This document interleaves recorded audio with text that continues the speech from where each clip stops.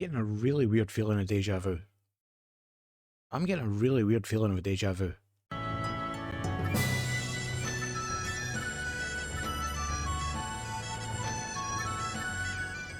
Hi there, folks, and welcome back to Sons of the Rock. I'm Nick from SonickFM, and this is episode number 21.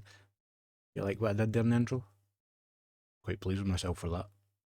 But there is a strong sense of deja vu in the fact that we are in the Scottish Cup 5th round. We're playing Celtic. Again. Just like last season. So again, just like last season, probably going to get put out. The big difference this time is we're away from home, probably going to get some more money. That is already reflected in the fact we're getting double the amount of TV money as we did last season. Last season we got, I think it was £9,000. This season, £18,000. Probably because the game's at Celtic Park as opposed to at The Rock. Since the last episode, let's take a look at how things have gone. We left off with the games against Hamilton and Inverness. We then played Cumbernauld Colts in the third round of the Scottish Cup. 1-4-1, wouldn't have expected any less. Then played Dunfermline in the league and lost 3-1 to them. Now, at that point, or up to that point, I was considering coming back for the fourth round because it was against Dunfermline. They're a team in the league, same division as us. I thought it could be a decent game to show, and I'll show that in their Arbroath game. But then after we get beat 3-1 by them, I thought, I don't really want to show it. If that's how, especially considering how we played, because we played pretty poorly. But no. But shockingly, we beat them 3-2. It took extra time to do it, but we did it. McCausland, McGeever and Crichton on the score sheet there. Crichton scoring the winner in extra time. Then back-to-back games against Arbroath and Queen of the South, two teams below us at the bottom of the table. First off, beat Arbroath 2-0, and then we beat Queen of the South 4-1. Now, I know you're probably thinking, those teams are at the bottom of the table, we should be beating them, but those are the games that we need to win to keep them below us. The highlight of this was this goal from Ben Williamson. This is an absolute peach of a goal. Henderson has it on the left. He plays it all the way back to Williamson, who first time, I don't know, watch it again. It's almost like a kind of bicycle kick. Fires it straight into the top corner. I get a feeling that's your goal of the season right there, by the way. So, we played those two games, and then the last game we played just before started recording was a game against Ross County where we lost 3-2. Not too bad a performance, and Ross County is kind of they're one of those teams that I don't really expect to beat, although we'd have drawn with them twice already this season. All of that leaves the league table looking like this. We are in 8th place, 28 points from 24 games, 10 points clear of Arbroath in 9th, so again, still got that comfortable buffer. We're only 3 points behind Hamilton and Inverness just above us. And surprisingly, we're only 11, I say only, but we're only 11 points behind Ross County in the playoff places. A good run, coupled with some other results going our way, can see us fly up that table. Even if we don't take the playoffs into consideration, Airdrie in 5th on 34 points. It's only a 6-point gap. So we're in a relatively decent position, I would say. I'm not disappointed with the position we're in. Obviously, I would prefer to have a few more points on the board and be slightly higher up. But considering we have a 10-point gap to the team below us in the relegation place and only a 6-point gap to 5th place, yeah, I can't really complain too much. You can see here, Michael Dingan is still top of the goal scoring charts for the league with 18 goals.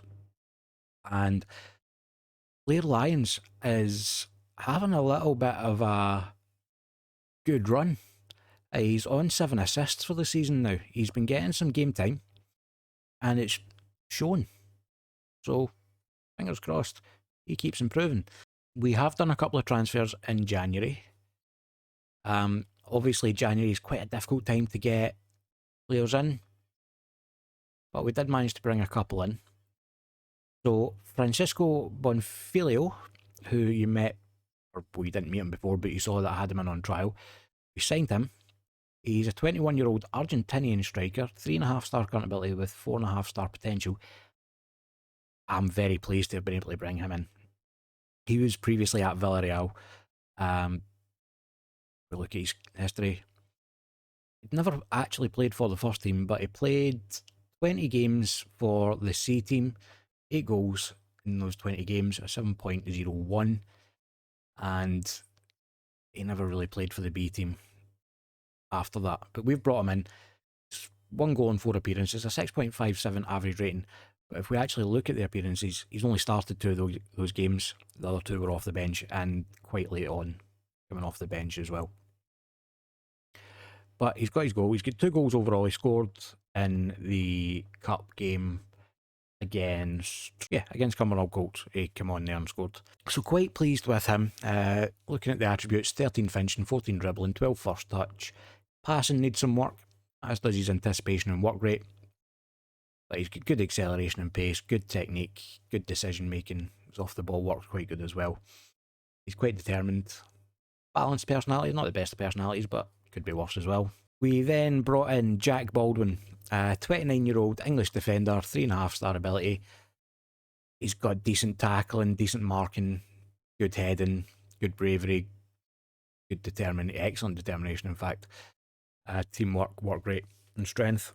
I just felt we needed an extra bit of quality at the back. I felt that, with the exception of Christensen and, well, McGeever, because I ignore McGeever's stats and star rating, he just seems to be good. He's an anomaly in the game. But out with those, I wasn't particularly happy with the defenders that we had. Megget, when I looked at his coach summary, he's shown as a decent Highland or Lowland League player. I wanted to bring somebody else in, so we brought him in.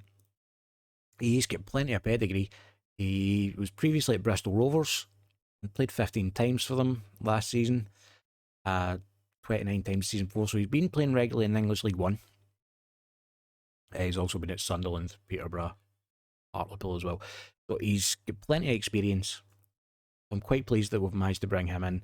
And even if he's only here for a year or 2, he hopefully will do a job for us. I'm looking at him similar to when I brought in Daryl Megget.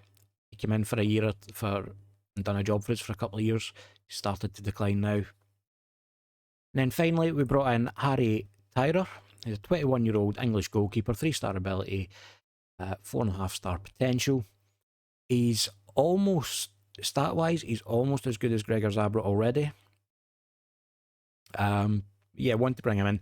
As I said, he's almost as good as Gregor Zabra, which means automatically he's better than Jordan Hart. So we've brought him in. He's coming in as our cup goalkeeper, although he's not going to be playing in the cup today. Zabra's going to be playing in that game. I did play him in the last league game against Ross County, just to give him a run out and have a look at him. Played a 6.9, so not too bad. Conceded 3 goals. Not great. But he is previously at Everton, where he didn't really play for them. Played a few, what would I assume is, under 23 games or under 18 games, whatever the level it's at. I just like the look of him, and when we do the comparison with Gregor Zabra, there's not a whole lot between them. Bearing in mind Tyrer is only 21, so he has still got room to improve. He's 6 years younger than Zabra.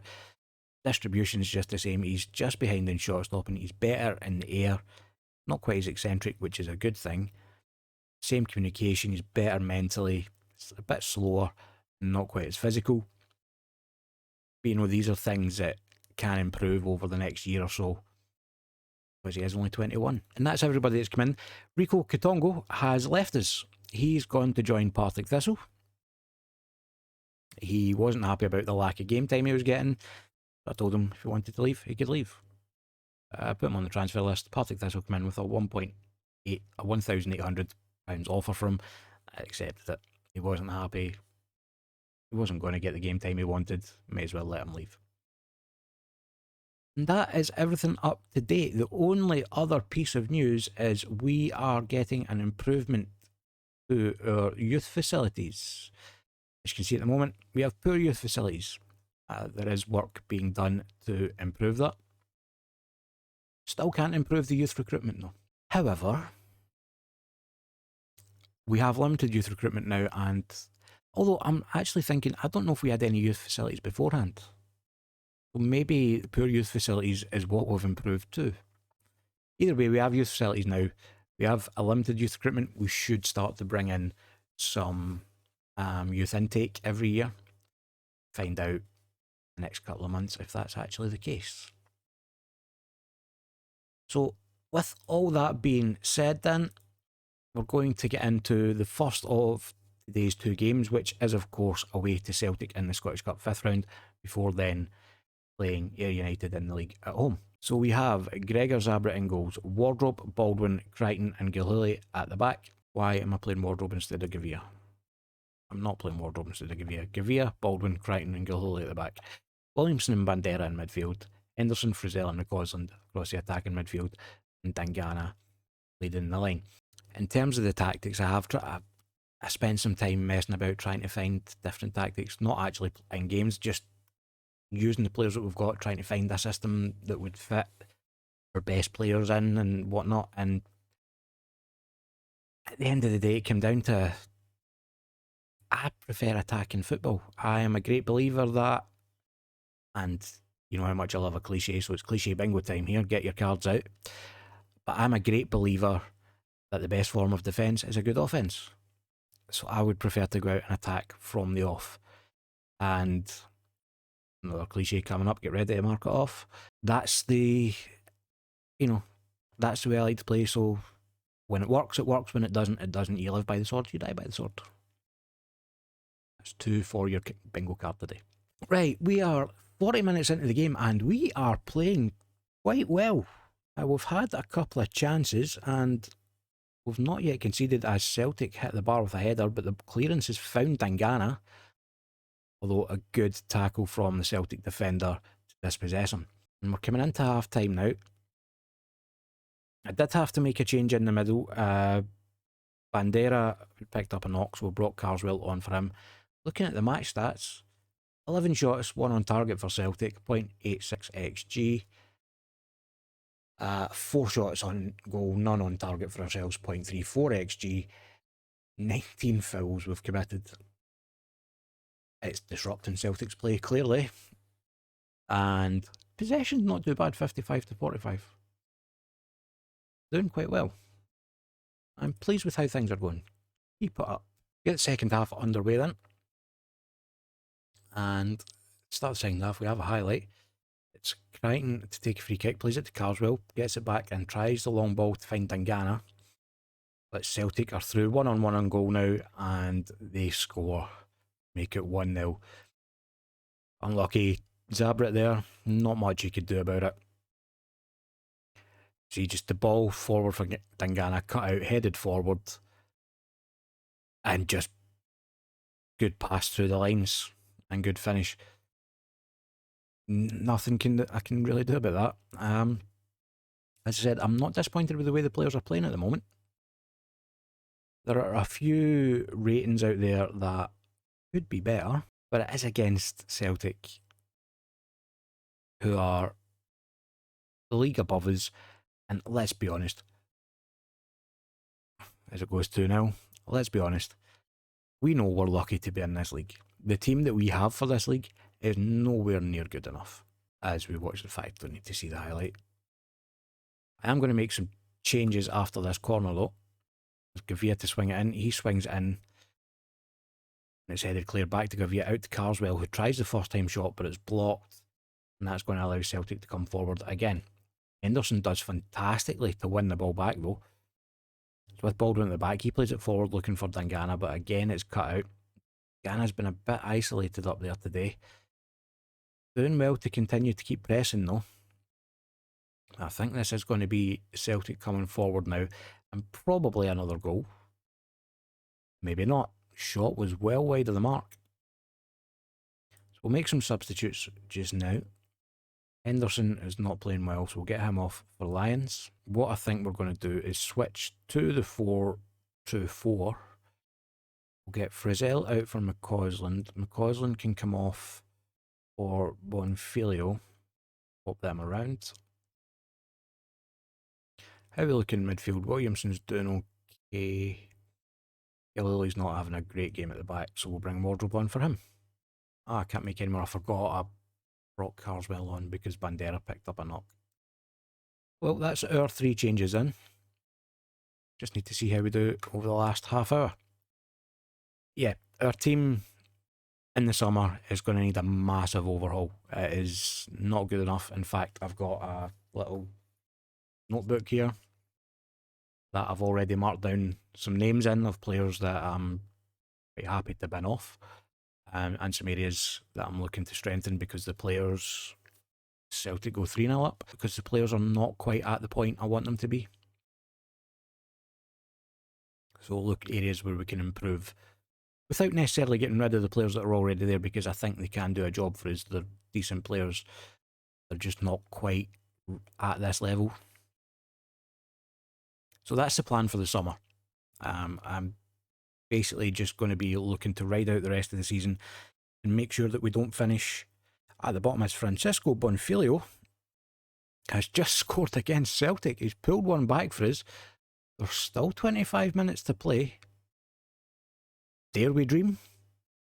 Probably not. Great ball forward from Carswell to Lyons. He gets it inside to Bonfilio, who just taps it home at the near post. Good goal. I don't think it's going to make much difference. As Celtic have the ball again on the left-hand side. Ball gets played into the box. The header's over the bar this time.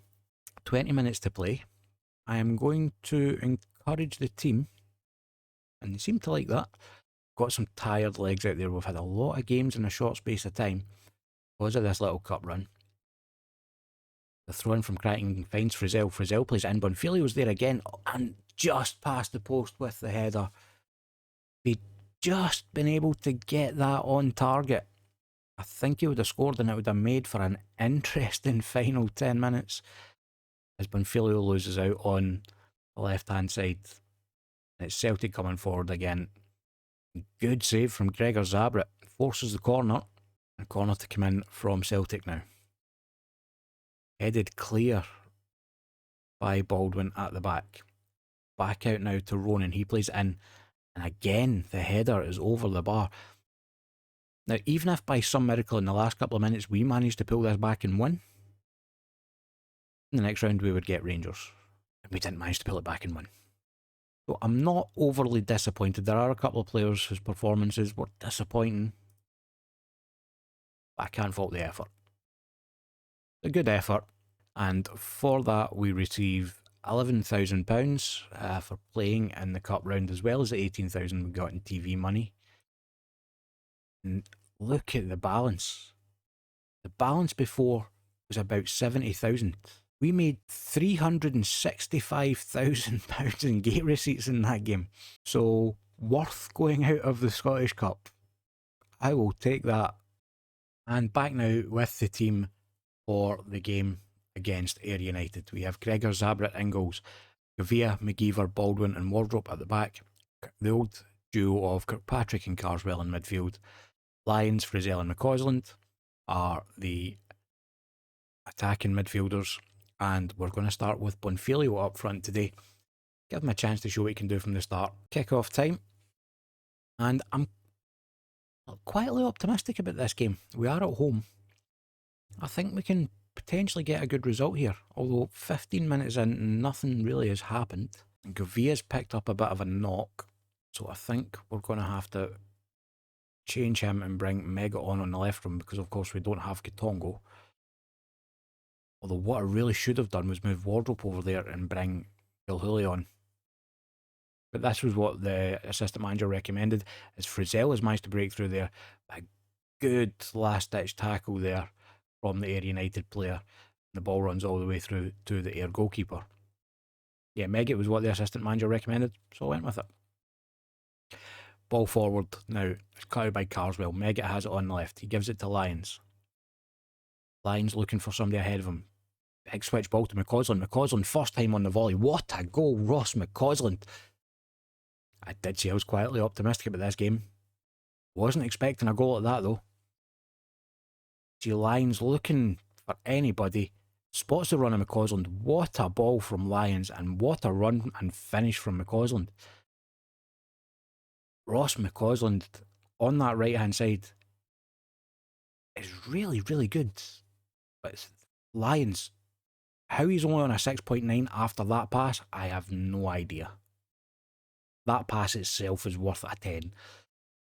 Right, so half time, looking at the match stats, 4 shots, 3 on target, 0.78 XG for ourselves, 54% possession, as opposed to Ayers, 2 shots and only 1 on target, 0.14 XG. So definitely had the better of the first half, and I am happy with that performance. I did notice that just towards the end of the half, Wardrope was really tiring. He has played a lot for us, so we're going to take him off and bring Gillilly on for him. Right, straight from kickoff, we have the highlight. McGeever has the ball, gives it to his partner at the back, Baldwin. It's with Kirkpatrick now in midfield. He's got Lyons ahead of him and uses him. Lyons is coming inside a little bit, plays the ball into the back post, and McCausland's there with the header. Another good ball in from Lyons. McCausland just needed to do a little bit better with the header. That does take our XG over the 1 mark. 1.09 now anyway. Baldwin with a loose ball there that Gilhooly's managed to pick up after the tackle from Zanata. Need to be a bit more careful as Zanata's managed to get through. His shot is saved by Zabret. Turns it aside for the corner. Good save. Would prefer if he held on to it, but it is a corner for Ayr now. Played in. It's played in to the back post. The header is cleared off the line by Gilhooly, and Frizzell is breaking away now.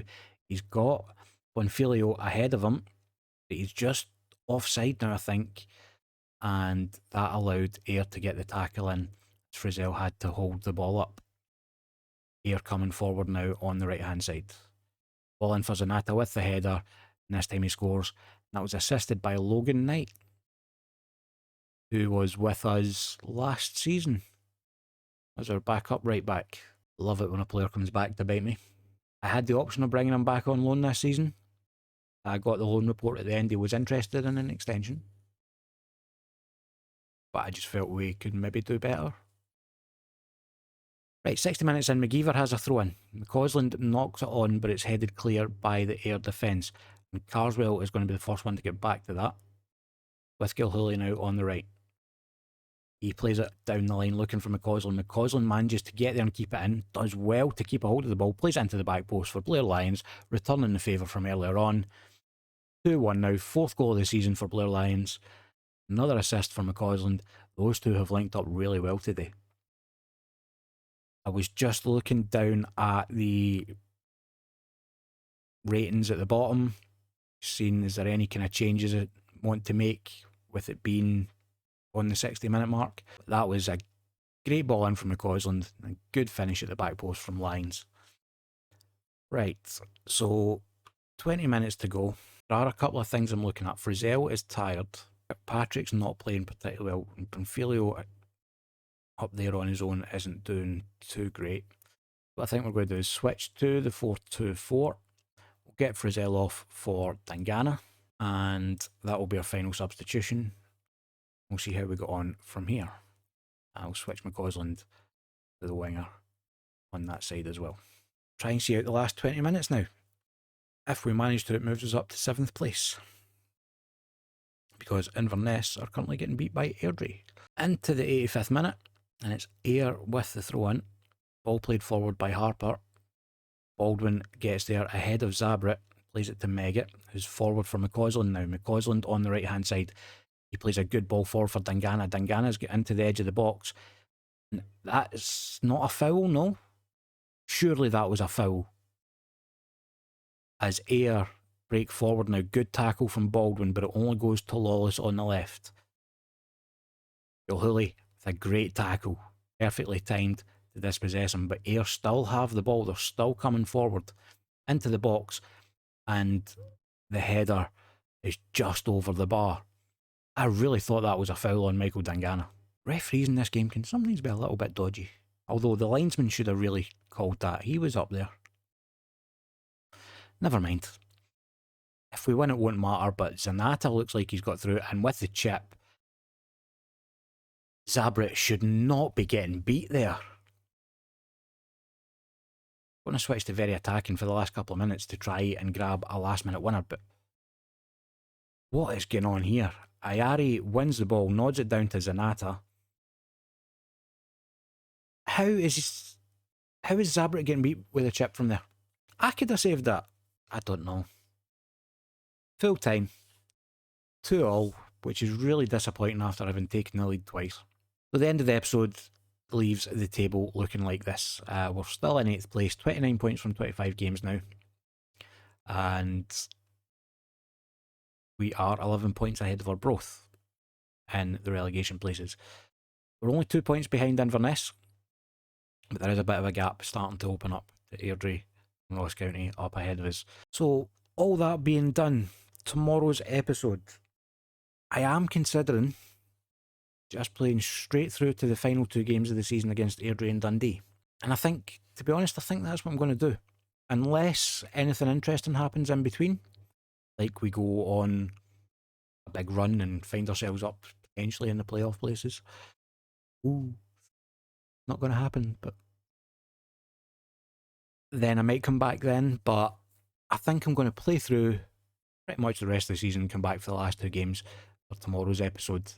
It'll have been a short season video-wise, but it'll allow us then to get into starting the rebuild for next season. And that wraps up episode 21 of Sons of the Rock. Don't forget, if you enjoyed the video, then please do leave a like down below. While you're down there, let me know in the comments if you have any suggestions on players we should be signing for next season. If you haven't already, then subscribe to the channel, ring the notification bell to make sure you don't miss any videos going forward.